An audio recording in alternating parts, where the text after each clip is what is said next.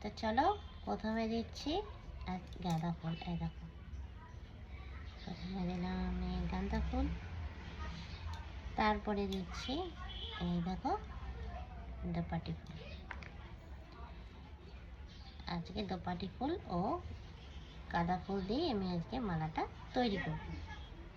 তো কেমন লাগবে অবশ্যই কমেন্টে জানাবে, আর ভালো লাগলে অবশ্যই শেয়ার করে পাশে থাকবে।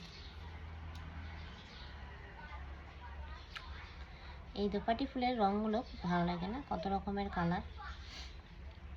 তো আজকেরটা সাদা, আজকের রঙটা হচ্ছে সাদা সাদা, আর এদিকে গাঁদা ফুল। তা এই দেখো দোপাটি ফুলের পাপড়ি দিয়ে আর এই যে গাঁদা ফুল দিয়ে মালা তৈরি হচ্ছে।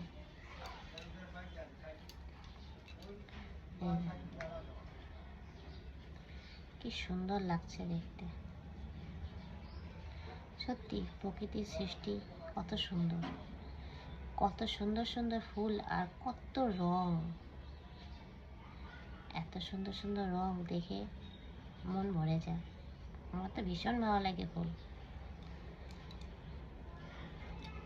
তাই দেখো দিয়েছি, এবার আবারও গাঁদা ফুল দেবো।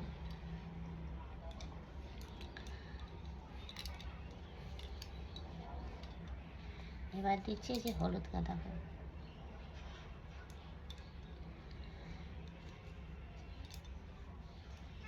এই দেখো আবারও দেব এই যে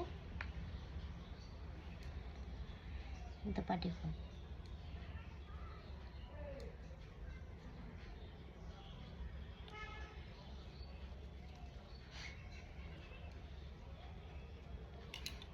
দেখো অনেকটাই হয়ে গেছে, এই দেখো তার অল্প বাকি আছে। তো এখন সরস্বতী পুজো যেহেতু হয়ে গেল, তো এখন পলাশ ফুল ফুটবে। তো এখানে অনেক পলাশ ফুলের গাছ আছে। তো যাই হোক, গাছের মধ্যে পলাশ ফুলগুলো যখন ফুটে থাকে কি ভালো লাগে দেখতে। তো এরপরে আমি পলাশ ফুল দিয়ে মালা তৈরি করব। আমি গত বছরও করেছিলাম, দেখিয়েছি, মানে দিয়েছি আর কি ফুলের মালা। তো এবারও দেব, আমার তো ভীষণ ভালো লাগে, আর রঙটা এত সুন্দর, খুবই সুন্দর। তো এরপরে তোমাদেরকে পলাশ ফুলের মালা তৈরি করব। এখনও সেরকমভাবে ফোটেনি, আরও কিছুদিন গেলে বেশ ফুল ফুটবে, তখন অনেক পলাশ ফুল পাওয়া যাবে। তা যাই হোক, এই দেখো দেখো মালাটা তৈরি হয়ে গেছে। তো আজকের মালার ডিজাইনটা কেমন হলো অবশ্যই কমেন্টে জানাবে, আর ভালো লাগলে আবারও বলছি শেয়ার করে পাশে থাকবে। তো দেখা হবে অন্য ভিডিওতে, ততক্ষণের জন্য বাই।